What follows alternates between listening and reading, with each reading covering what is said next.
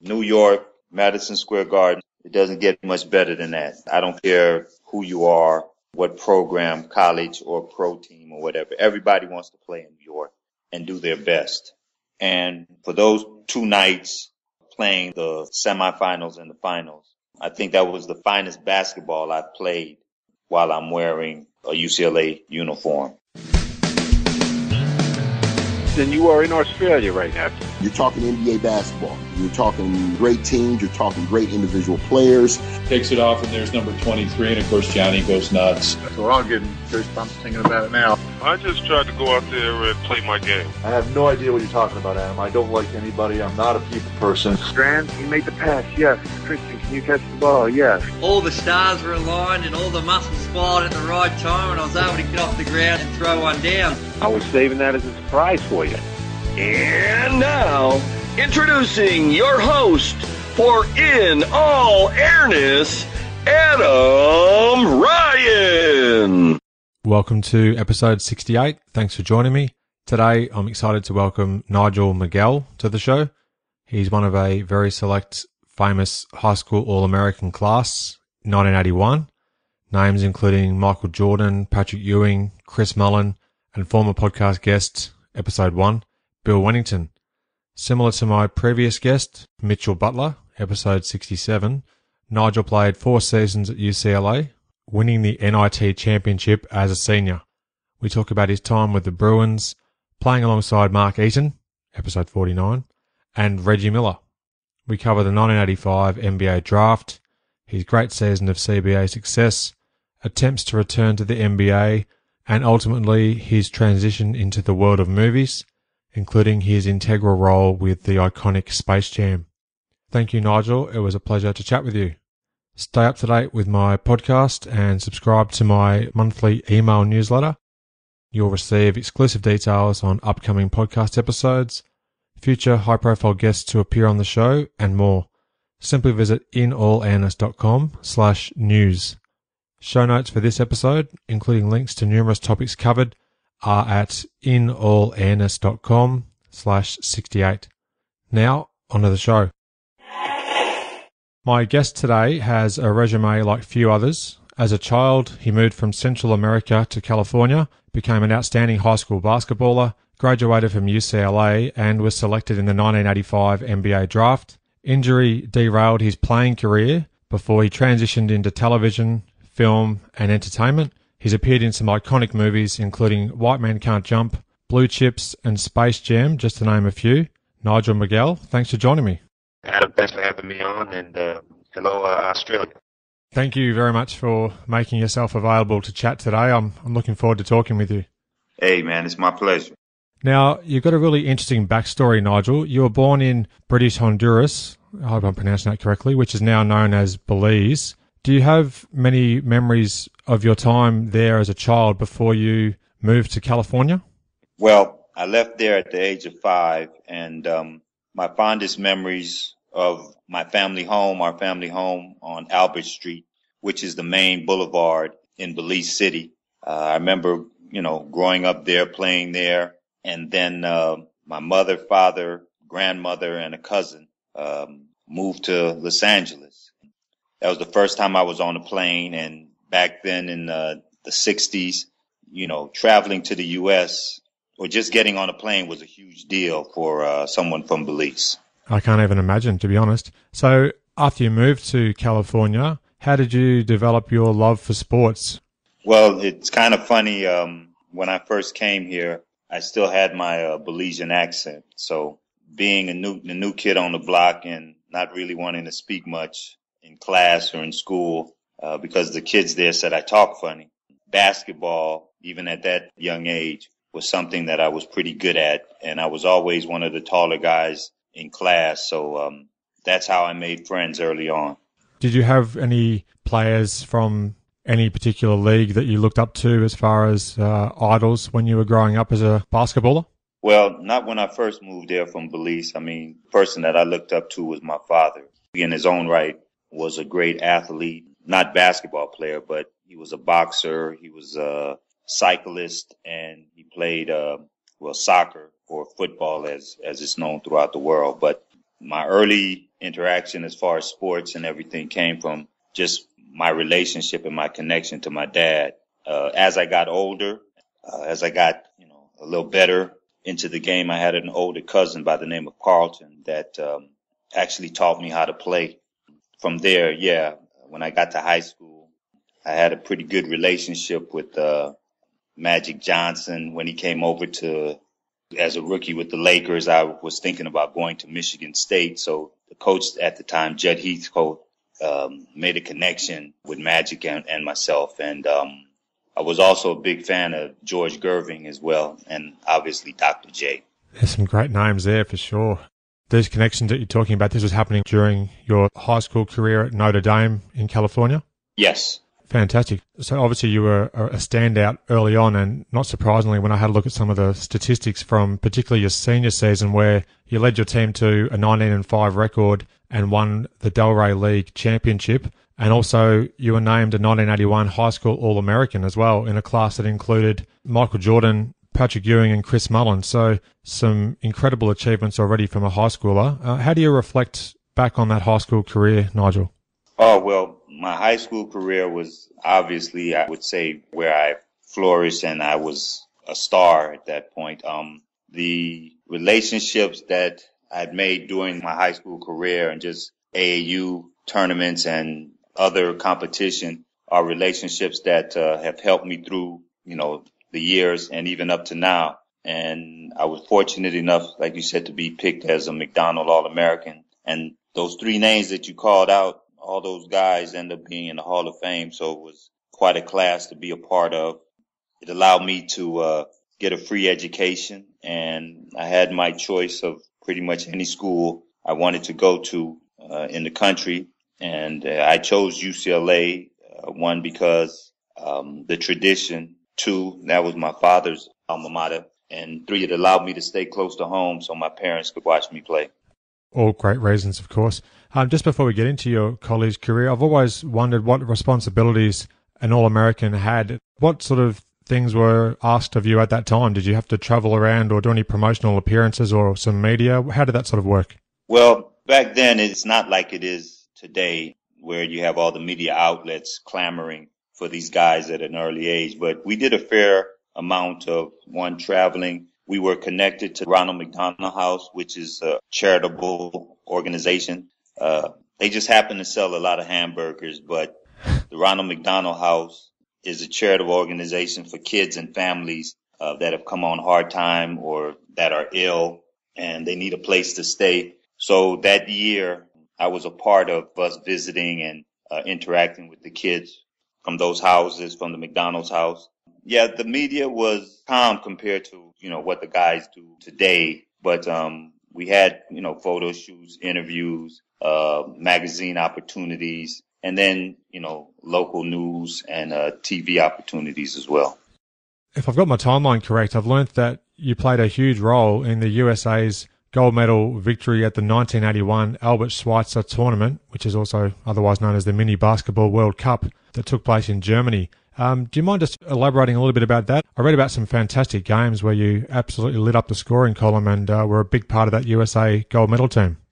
Yeah, that took place in Mannheim, Germany, and that was a part of the McDonald Games. Basically, the Junior Olympics or the Albert Schweitzer Games took about 4, or 5 players from the East-West game, and then they added some select individuals from Chicago, which is where McDonald's house was from, and then they picked up a couple local German players as well. So it was about 5 McDonald players, players from Illinois, and then a couple local players that were standouts in Germany.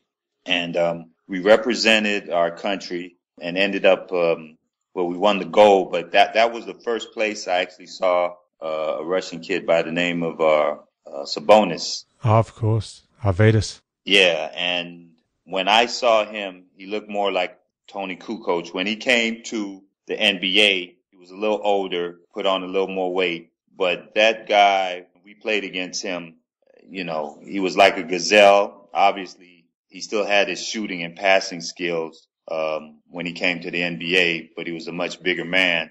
When we played him, he could put it on the floor. He could create a shot for himself. He can create for others. It was a dream to watch him play. I don't know how we beat them. We had a talented team, of course, but they were a little bit older than us, and they were a team. Our team was just put together specifically for the Albert Schweitzer, but that was their junior national team that we were playing against. That's an incredible wake-up call, I guess, when you have to line up against somebody of Arvydas Sabonis' stature, even at that age that he was then. And, of course, yeah, he came over to the NBA many years later, but was quite injury-riddled, unfortunately, by that stage. But yeah, he was much older then, and he was much heavier. Yeah. I always used to tell people they aren't seeing the real Sabonis. Must have been just an incredible player to watch in person, and not to mention compete against, of course. Just quickly, speaking about the high school All-American game, you're referring to the East-West game where Michael Jordan hit a couple of free throws in the last, say, 10 or 11 seconds of the game to secure the win for that East squad? I think so, because the other game we were teammates. All right. Capital Classic, we were teammates. The Capital Classic was the best 15 players in the country played against a select team from the Washington, D.C. area. The East-West game was the top 25 players or 24 players in the country, and we played against each other in, I think, Wichita, Kansas was where that game was held. Yeah, correct. I was just doing a bit of research about that game, trying to find out a few details this morning before we connected on Skype. I don't want to, of course, make this all about Michael Jordan, but it'd be remiss of me not to mention at this stage when your paths cross in 1981, what did you make of his physical ability and talents at that stage of his burgeoning career? Well, I will tell you from the first day, he was an alpha dog. And I mean, an alpha dog amongst all alpha dogs. At the McDonald games, everybody's an alpha. Yeah. Very competitive. But for me to sit here and tell you that, you know, anyone could see he was going to become what he became, you know, that I'd be lying. But the one thing I will say that he was truly the best player there that day and all through the week of us training and working out. You know, I love to compete, and we all do, but you could tell it was something different about him. I appreciate you sharing a bit of insight there. Thank you. Getting into your college career, you were at UCLA from 1982 through the 85 season. So you played all 4 years with UCLA, and you were one-time teammates with future Utah Jazz great Mark Eaton. How was it to be on the roster there with Mark Eaton for that short period of time? Well, yeah, Mark was a senior when I was a freshman. And to see where he was to where he ended up, it's an amazing story. And it's one that I share with kids when I speak to them about working hard and never giving up and allowing yourself to be placed in the proper situation. But before you can get in those situations, you have to take care of business. And I think if I look at Mark Eaton's, I don't even think he played 100 minutes his senior year at UCLA. Got drafted, I think, in the 4th round. And I don't even think they have 4 rounds anymore in the current draft structure. Mark fit a niche, and he did it very well. And it allowed him, I think, like 12 years in the league.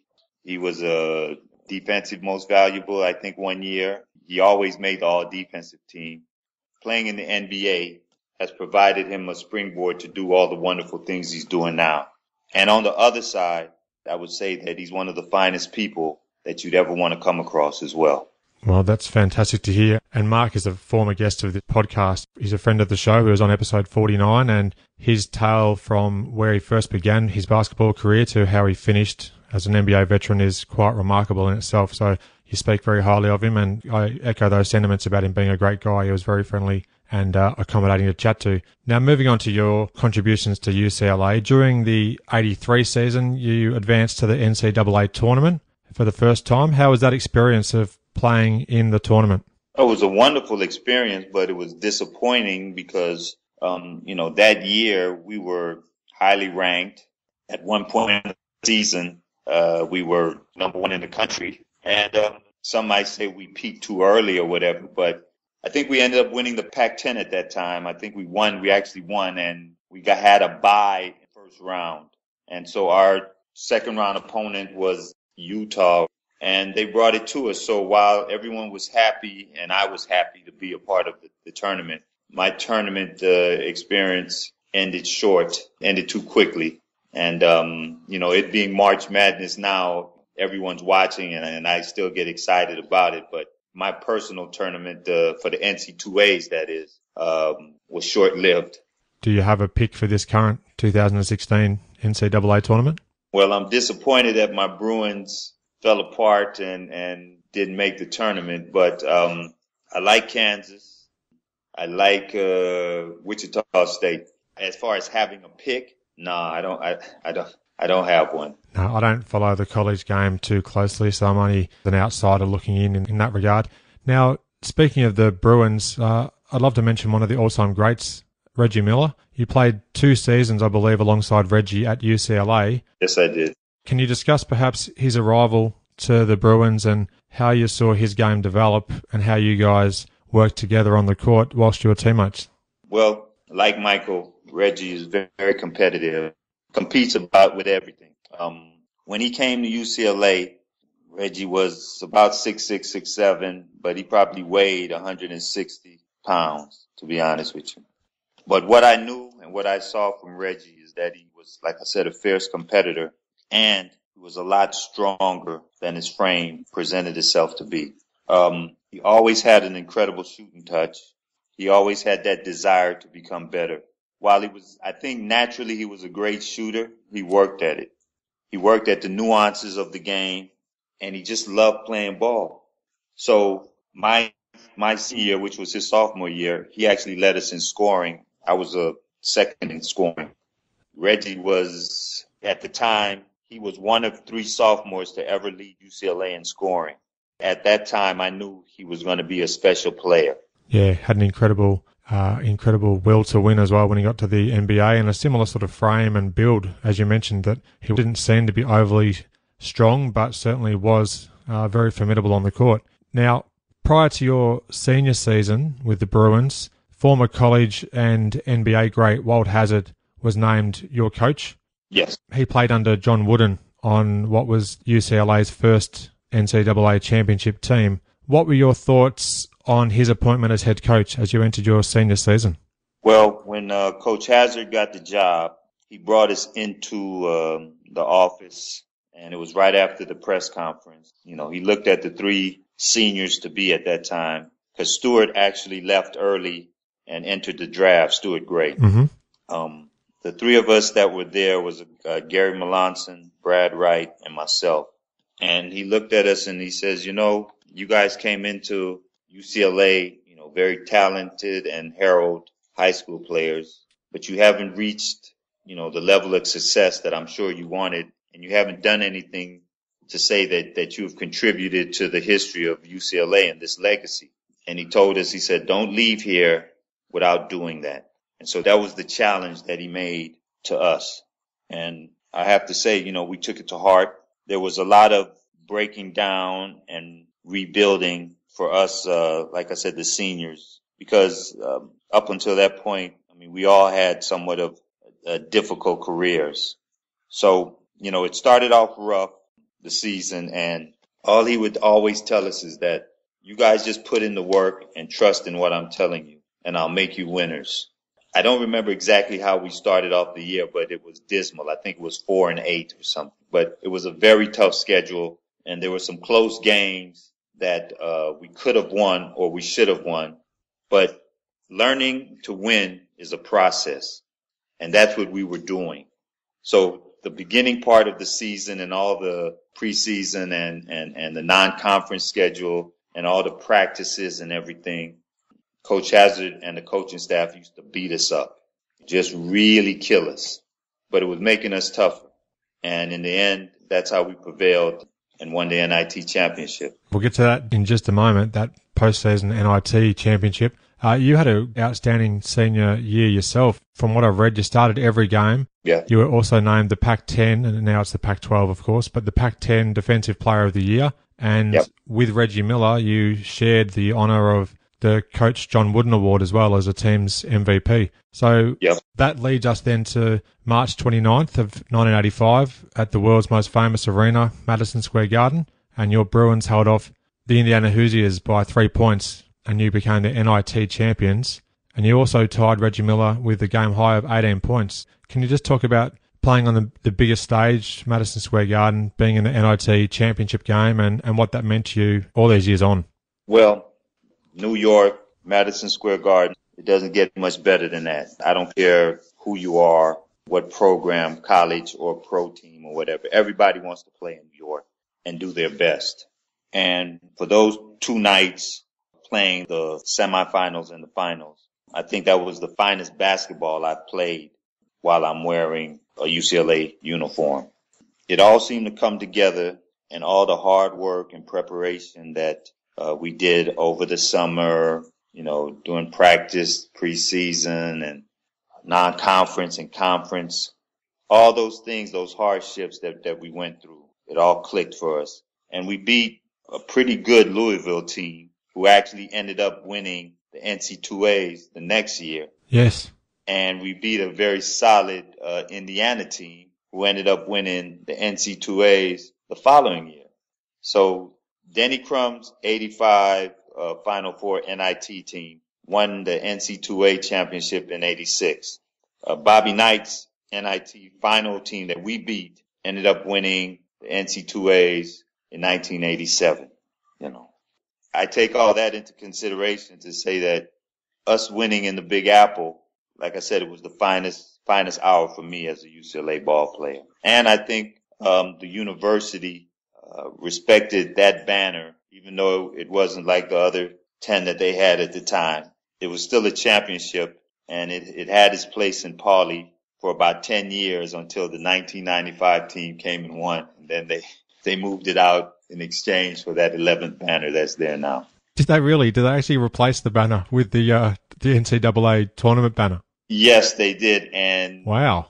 This year, because they said they didn't have any space, but this year they actually gave us a monument in Pauley in exchange for the banner, because they wanted to hang it back up, but somehow they said they don't know where it is. So they gave us a nice memorial of the team and the season from the 85 championship team.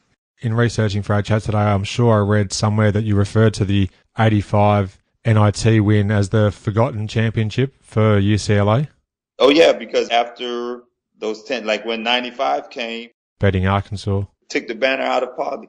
It hung there for about 10 years. Yeah. So that's why we say that. And they started a push for it last year during the anniversary. And the push actually started in like 2013, I think, or 2014, right when Pauley opened. The new Pauley, I should say, opened. At least they finally did something to honour that 1985 NIT Championship win. Now, not even 3 months from that game at Madison Square Garden, the 1985 NBA draft was held in New York. Patrick Ewing, of course, went number 1 pick to the New York Knicks. You were selected in the 3rd round. I think it was pick number 62 overall by the then New Jersey Nets. Correct. Heading into the draft, what teams had expressed interest in you, and did you have any tryouts in advance? How did that sort of work, Nigel? Well, I didn't have any tryouts. What I did was what they call interviews, where they would call you up and talk to you. They give you this test, ask you a bunch of questions. Seem like they're trying to trick you. The teams that I did that with, Cleveland, obviously the Nets, and the Clippers. Jerry West brought me out for a workout, but it was more of a personal workout with him. Okay. With the Lakers. And then I went to a couple like all-star games where you compete and they watch you practice. That was about it. So I didn't know anything about the Nets until like a couple days before. Because of Coach Brown, who was actually the gentleman that recruited me to UCLA. Then he left when I got there to take the job with New Jersey. Yeah, I think it was with the Nets. He had spoke to Bob McKinnon, who was the general manager at that time, and Louis Chaffel, who was one of the managing partners of the Nets and player personnel, about me. And then they all saw me play at the NIT in New York. So when I got the call that that they drafted me, because I watched the draft here in a hotel in Bel Air with a couple local reporters and some other folks associated with the school. Well, I heard them saying they draft me, and then they called afterwards to tell me. That was the first real connection I had with them. Wow, okay. Well, yeah, that's some great backstory there. And you've mentioned a couple of really fascinating things I'd like to quickly touch on. First, you mentioned Larry Brown there. I did read that he was coaching up until the point where you were recruited and then left, I think, to head to the Denver Nuggets as you were about to start your freshman season with UCLA. Yeah, he was actually, I was a late signee because I was going to sign, like a day or two before he left, because he left at the end of the season. All the recruits had already committed to going to UCLA. And then when he backed out, everybody was like, well, should I stay? Should I, I think Brad Wright and Gary Melanson had actually signed already. But Stuart Gray and myself, I'm not sure. I know all the way up through the McDonald games and everything, I hadn't signed. It wasn't until I came back that I signed with UCLA. Yeah, I found that very intriguing when I read that. And I actually meant the New Jersey Nets, not Denver. Yeah. I think he was at Denver before that. He was at Denver before he came to UCLA. Yeah, that's the order I meant to get it in. Now, the other thing was you said that Jerry West invited you out for more of a personal sort of workout. Was that at the Forum or just at some practice facility somewhere, or what happened with that? Yep, that was on the Forum. That was on the Forum floor. Oh, wow. And I have pictures of Jerry West working me out and, giving me his pearls of wisdom. Well, because of UCLA, you have relationships with folks like that. There was a gentleman by the name of Marty Danzig who was a UCLA guy, and he was the one that actually introduced me to Jerry West. He used to provide Jerry West his clothes, So that's how I first met Jerry. And then from there, he gave me a look. He gave me a real look and actually told me that I think they had a pick, a fourth or a third round. And he said if I was there when they came up to draft, because they had AC Green, and then I don't know the next pick, if I was there, the Lakers would have taken me. Wow. Yeah, that opens up a lot of what ifs and some fascinating machinations of what could have happened. But interesting thing, I ended up playing in their summer league team the next year after I got released by the Nets, and then went to the CBA and had a very good CBA season. When I left after the season, the Lakers offered me a contract and the Nets to come back. I think the Nets might have offered you more stability in terms of the length of seasons over the Lakers. Was that how it worked? Yes, exactly. They actually gave me some money to actually come to camp, while the Lakers was just a straight make good contract, and the Nets was a 2-year deal, and the Lakers was only a 1 year. Right. Yeah, I find this sort of stuff fascinating, and I'm sure our listeners do as well. You've mentioned your CBA season there. You played for the Lacrosse Catbirds of Wisconsin. Yes. For 1 year, the 85-86 season, and you made it to the championship series. You also were named to the CBA's all-rookie team. You had more than 17 points a game, and I think you lost out to the Tampa Bay Thrillers in the championship series, who might have even featured another former guest of this show, Ed Neely. Big Ed, yes. Yeah, so how did you rate that experience in the CBA, where I think you even may have come in second place to Michael Adams as well for the CBA Rookie of the Year, future All-Star Michael Adams? Correct, yeah. Again, it was an incredible experience. I must say the people in La Crosse, Wisconsin, treated us like kings. We were truly their hometown team. I had an incredible CBA experience because of where the team was located. Being there, most of the guys, when you're in the CBA, especially if you were close to making it to the NBA, you kind of looking at the CBA, as like, one, I don't think I should be here. Two, I don't want to be here. But that being said, you're there for a reason, because you need to work on your game. The facilities, the community, everything in La Crosse was first class. This was the first year that the team was there. They moved from Louisville, Kentucky, and this was the first year that the Catbirds were there. So while you had other teams in the CBA, I used to hear horror stories about we haven't been paid in 4 weeks, just all kind of stuff. They don't have a consistent home court in lacrosse. We got paid on time. The community was behind us. I used to do all kind of, commercials and advertising associated with the team. We did stuff in the community. The arena that we played in was like 6,000 fans, always sold out. Like I said, it was an incredible experience for a first-year player being in the CBA. Yeah, sounds like some wonderful experiences there.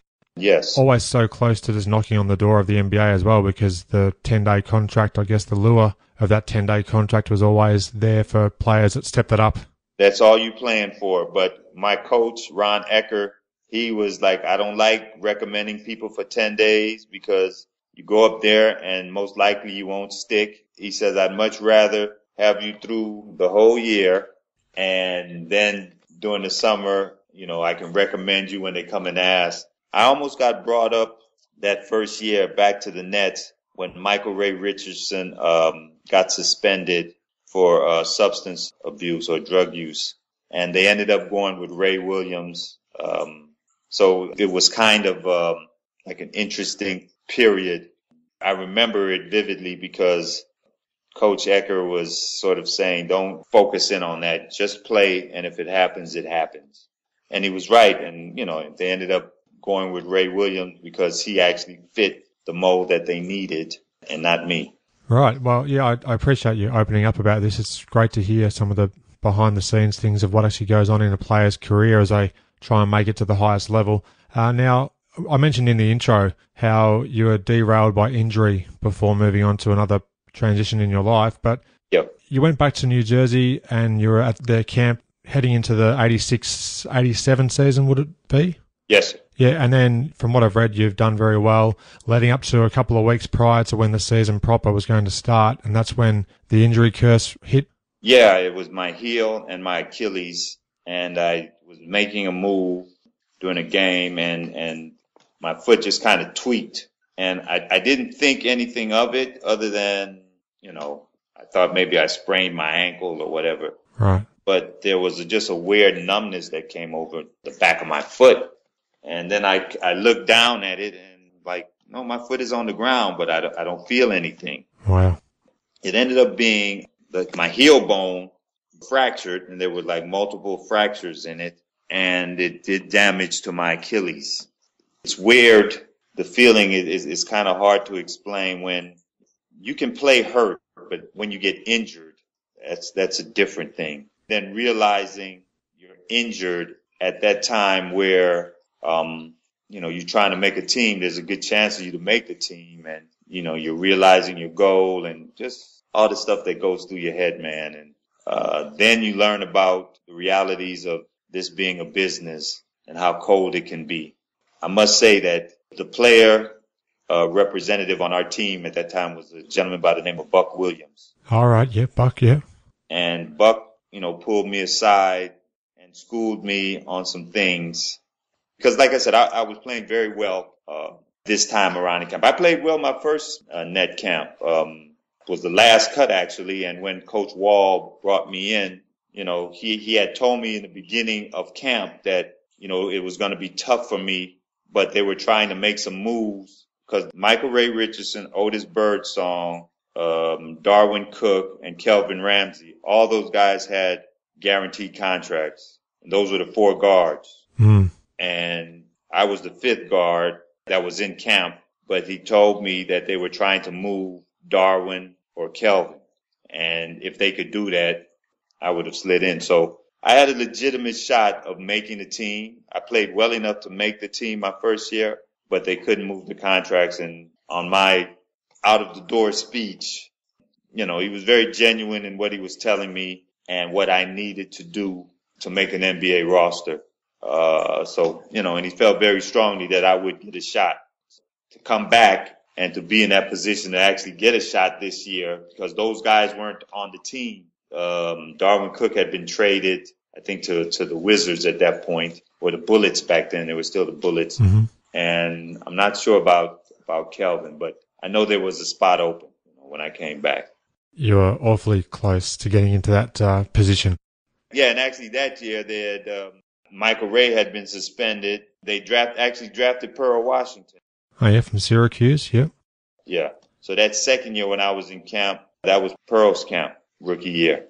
Did you have much interaction with Pearl at that time as he was coming off being a college star? I knew Pearl from, like I said, the AAU circuit. Oh, nice. Yeah. So you go back a while. I'm really pleased as well that you mentioned Buck Williams as somebody like obviously was an NBA veteran, and it would have been great. Well, I'm putting words in your mouth. Was it great to actually have somebody of his sort of position within the NBA, an established player, counsel you on what you could do going forward, as well as what Coach Wall was talking to you about as well? It was wonderful, and veteran guys there, as long as a rookie or a new player to the team or whatever, they're open with their counseling and, knowledge of the game and the league. You come across like you want to learn. And like I was saying, I earned those guys respect my first year trying out. And even though I didn't make it, it wasn't because I wasn't good enough. It was a numbers game. Right. Yeah. Great stuff to hear. Did you have any final tilt or opportunity to perhaps get back into the league, or how was the recovery process from the injuries that ultimately led to you missing time? I had lost the fire to compete at that level. And like I said, it wasn't that I was going to be a great NBA player. I was going to be someone that would make a team and help give a contribution somehow. And for you to be that type of player, you have to have that edge and that desire to want to be able to go through whatever it takes to be successful.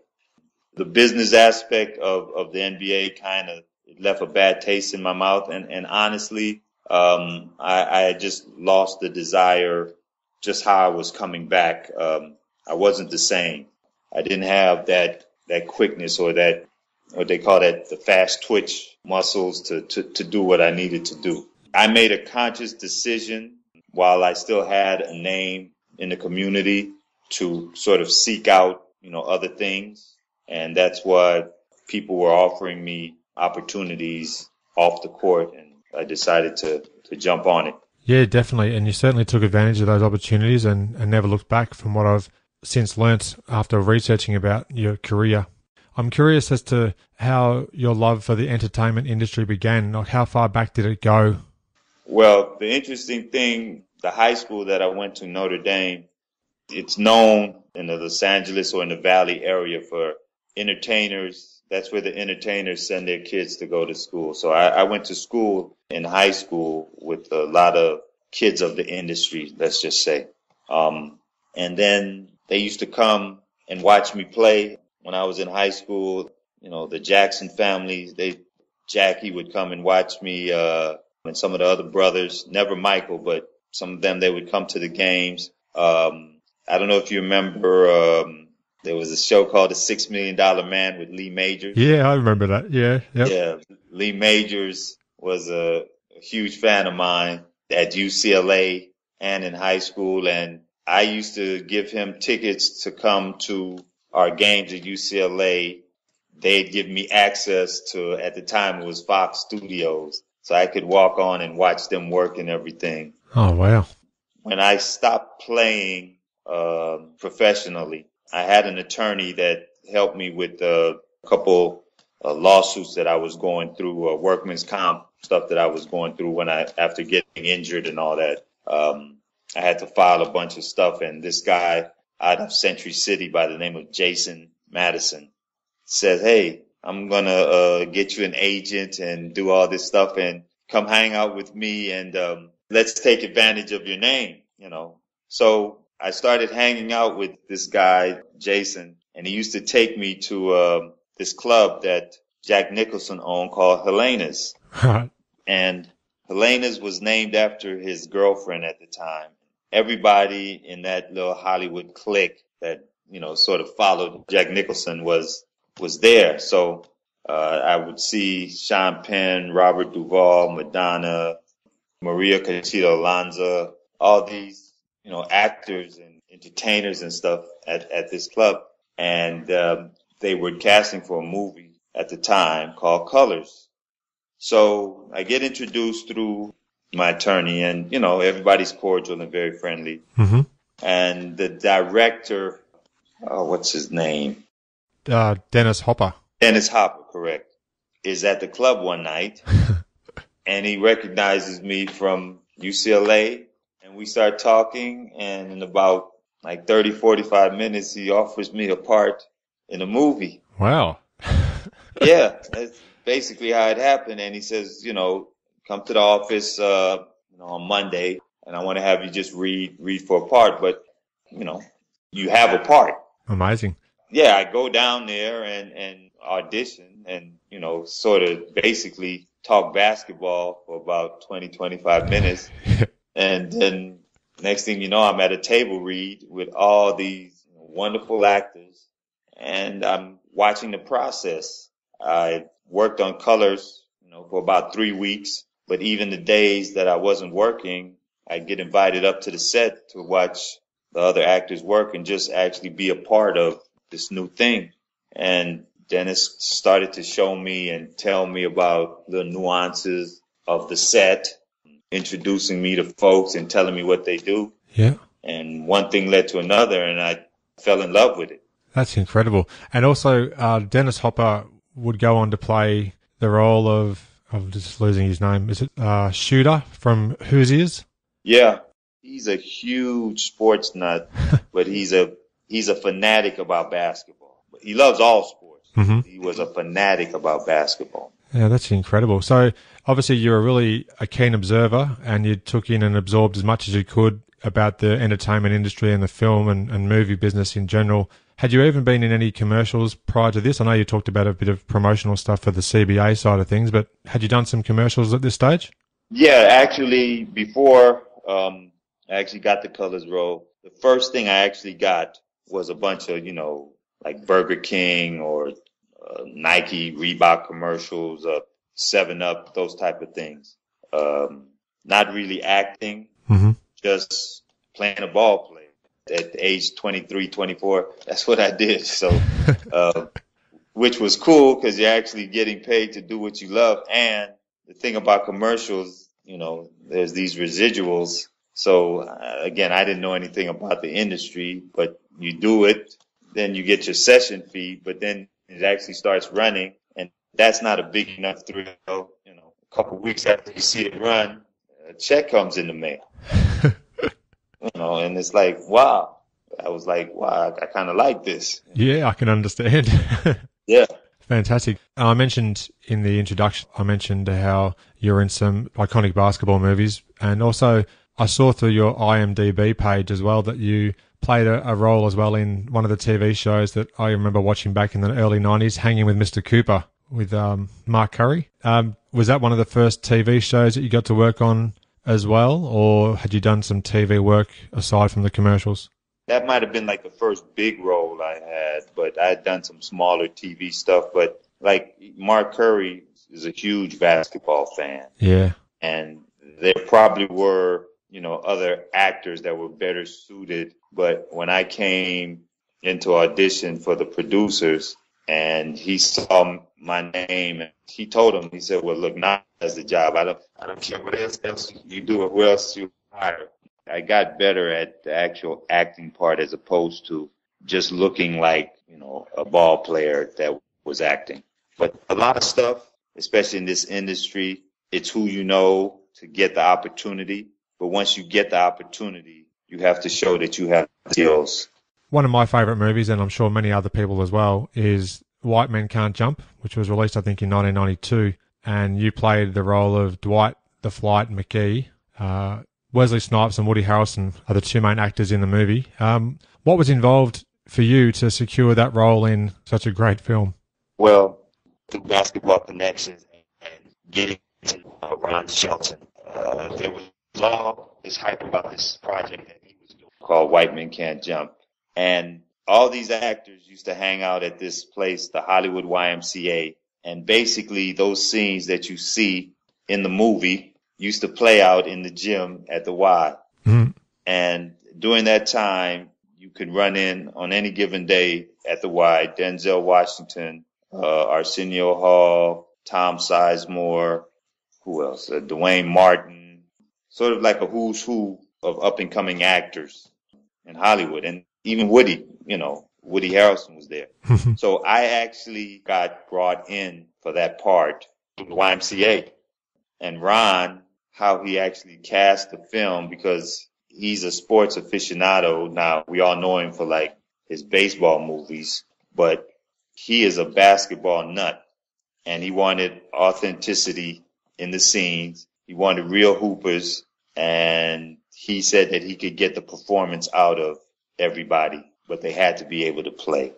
I mean, there's so many different areas I could branch out into from here, but it's just fantastic hearing some of the background behind these movies. And you're in some other great movies as well. Blue Chips in 1994. You were one of the players there, I think, on the Dolphins team. Yeah, on the team. And that was, Ron actually wrote that. That was his script, but Billy Freakin directed it. Okay. It was supposed to have been Ron Shelton directing that as well, but Paramount Studios, who was the distributor for the film, had a deal with William Freakin, and he wanted to do it. So hence, that's how come it was done. And his wife at the time, Sherry Lansing, was running the studio. So, Were you involved in some of the technical advisory roles as well, of guiding some of the players in those movies like Blue Chips, or did that sort of happen a bit later on? A little bit, but the guy that officially did it was a gentleman by the name of Rob Ryder. What I did do was deal more with the players, because if you look at that cast, most of the players were either guys that were about to get drafted or that had been drafted and wanted to act. So that's where I helped, but that wasn't my official capacity in that. I have to make mention of one of my favourite movies of all time, Space Jam in 1996. Oh. You were telling me before we got going today that you appeared in the movie as well, but you also were the basketball technical advisor.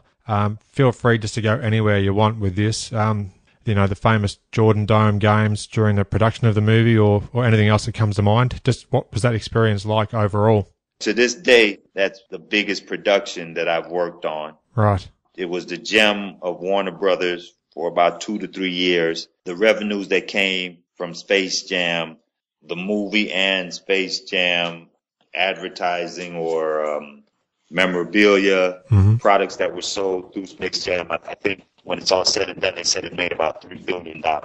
Incredible. To be a part of that from its infancy, or the genesis of it, which was a few commercials called Hair Jordan, to actually see it grow into what we know as Space Jam was a wonderful journey. My association with the movie came from my relationship from the McDonald games and just over the years working with Nike and their ad agency, Wieden & Kennedy. Michael felt comfortable with me.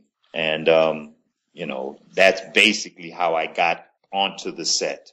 The director, a gentleman by the name of Joe Pitka, was brought on to shoot it, but he wasn't the first choice. It was Ivan Reitman that was going to direct it.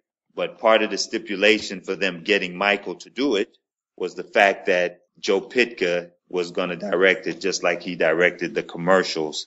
And the big thing was, Michael, that's commercial. We're talking about a feature film, back and forth and back and forth. And it came down to the point that Michael said, if Joe Pitka isn't going to direct it, then I'll pass on the movie. Wow, okay.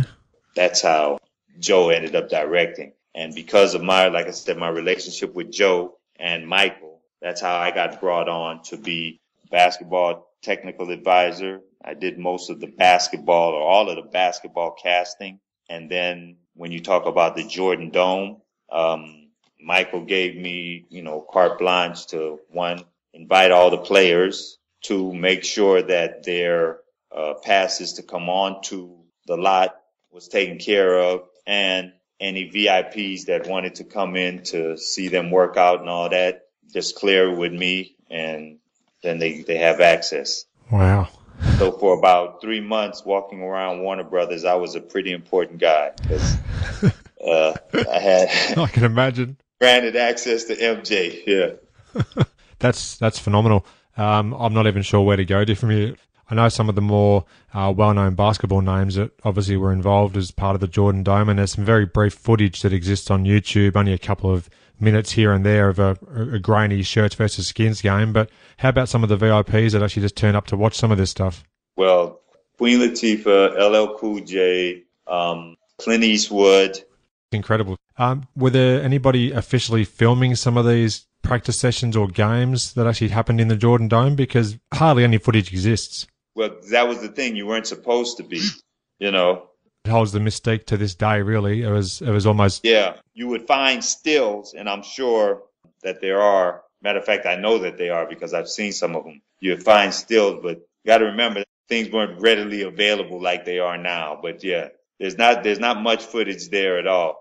I think if it's any, maybe it's through Warner Brothers, but they were very, very protective of what you were able to do in that arena. That's understandable. Did you get involved in amongst any of the practice sessions, helping on court yourself? Yeah, I mean, sometimes, you know, Michael would pull me in and say, you know, you running with me. We would put the teams together, myself and a guy by the name of Nate Bellamy. We would put the teams together, and sometimes Michael would say, hey, man, come on, you running with me, you know. And so that was nice. But I was always conscious of me taking the place of somebody else that was actually in the league at that time or training or trying to get there. Because like I said, you had Magic would come up there regularly. Reggie Miller, Cedric Ceballos, obviously the guys that were in there, Charles and Patrick and Larry Johnson. I know Dennis Rodman and Jack Haley were involved. Dennis Rodman, Jack Haley. It was incredible. Yeah. And to actually see like the level of respect that the pecking order, but everybody come in, check attitude or bravado at the door because this was MJ's place. And the thing about that, he was very with his shooting for 4 hours. He said, then at such and such a time, I got to go this way for an hour, which would usually be like lunch or whatever. Then I come back and shoot for another 2 or 3 hours. And you guys know at this time, I got to go play and work out. That routine was like clockwork. Sometimes, you know, there were slight adjustments to it, but when it came time for him to work out, the studio, everybody knew that became a priority. Incredible. I could go on with questions for hours, but I won't. I'll just move on and have a few more questions for you if you don't mind. You've been really generous with your time so far, Nigel. No problem. I've also read that you were Michael Jordan's body double for 7 years. I obviously understand the relationship that you had, and you're a similar height and stature, of course, in terms of your build, but what sort of roles were you doing throughout that time? I mean, you name it. Because of Michael's time and the companies that he was the spokesperson for, a lot of times his day would consist of, okay, if I have to do this, I can only give you guys 3 hours or 2 hours or 4 hours or whatever. So I would do a lot of the stuff where you wouldn't see his face. You might see an arm, an elbow, or a person, you know. They would shoot all that stuff. And then when it came to the actual close-ups and the stuff where you actually see that it's Michael, he would do. Okay. Yeah, for about 7-8 years, you know, it's all Nike stuff I did.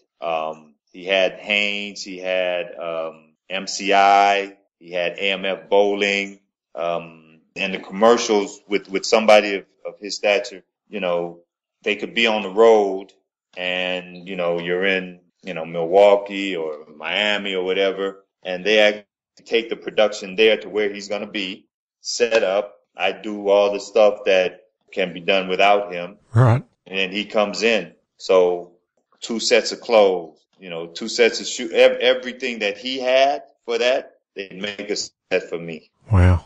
I still have like Sonic suits and stuff, commercials that I have. I don't wear them. I just have them set aside.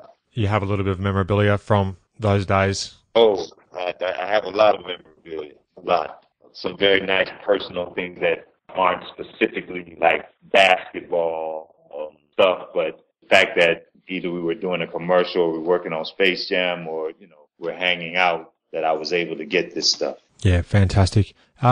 Late in 1994, you were named a Goodwill Ambassador for Belize. Yes. Was that on your radar at all or completely unexpected? Completely unexpected. The deputy prime minister at the time, Dean Barrow, always said that he wanted to do something for me because I do so much to promote the country of Belize, and he wanted to sort of make it an official capacity. The ironic thing now, 20-something years later, he's actually the prime minister of the country. So he appointed me as Goodwill Ambassador, a portfolio of promoting the country and the goodwill of the country in whatever way I see fit. So I used to bring business deals. I used to bring NBA players over there to do camps, investments, all kind of stuff.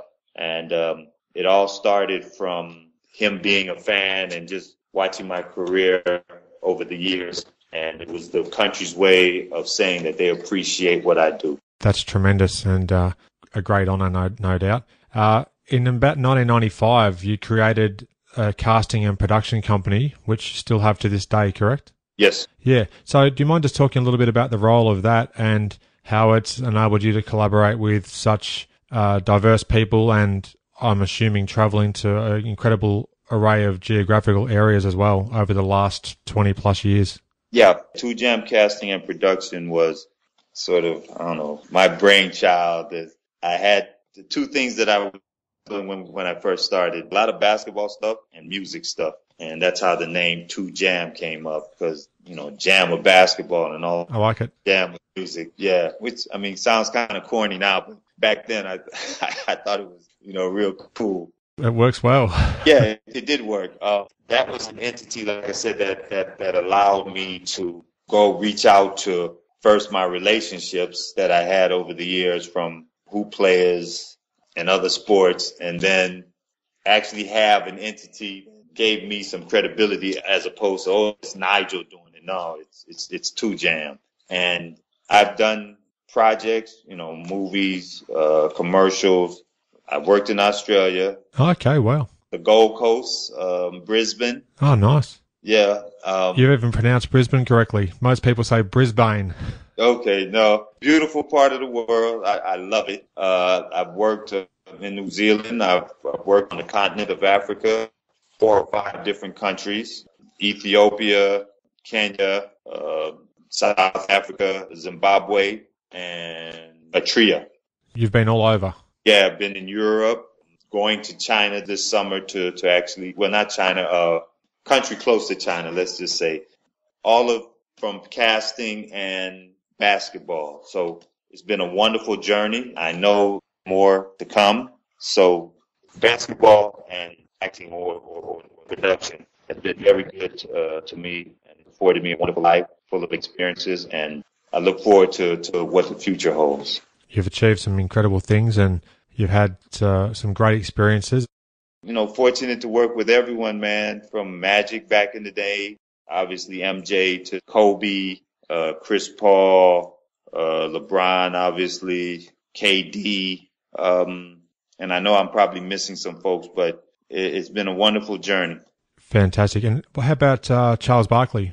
Yes, Charles. Yes, Shaq, Charles, David Robinson, Alonzo Mourning, Larry Johnson. Names after names after names. Love every second of it. It's been just a great opportunity to speak with you today, Nigel, and share your story a little bit more, particularly with listeners of this show who love their basketball history. So I can't thank you enough for that. Just 1 or 2 more quick questions, if I may. One of them is Basketball Digest had a regular feature which was called The Game I'll Never Forget. Is there a game that stands out from your career more than any other? It would have to be, like I said, winning the NIT Championship. Yep. That was the height of my basketball career, I would say, representing UCLA in New York, Madison Square Garden. We talked about your Goodwill Ambassador role for Belize, but in 2008, you also became the film ambassador for Belize as well. Now, do you mind just briefly talking about what that involves as well, if you weren't already busy enough? Yeah, officially, that's my official position. I am the film commissioner of the country of Belize. And I go around promoting the country as a film and production destination. Right. We work with individual producers, film companies, and individual directors or whatever to come to Belize, to use Belize as a location and production backdrop.